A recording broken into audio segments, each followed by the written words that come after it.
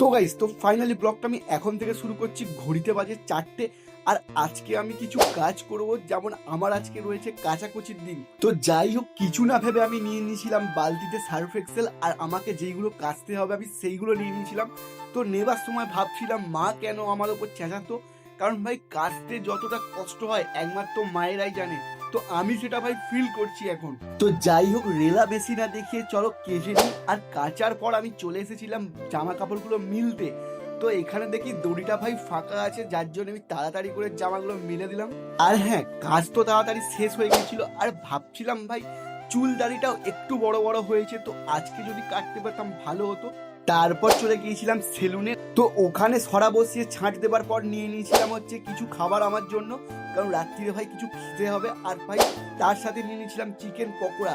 সত্যি বলতে চিকেন পকোড়াগুলো মুচমুচে ছিল আর ভেতরে বোনলেস ছিল। তারপর নিয়ে নিয়েছিলাম 1 প্লেট চাউমিন। চাউমিনটা যেহেতু গরম ছিল, কিছু না ভেবে আমি থালাতে উল্টে দিই। আর উল্টে দেবার পর ক্যামেরাটা আমিও উল্টে দিই। তারপর ভাই গরম গরম চাউমিনটা বেশ ভালোই লাগছিল।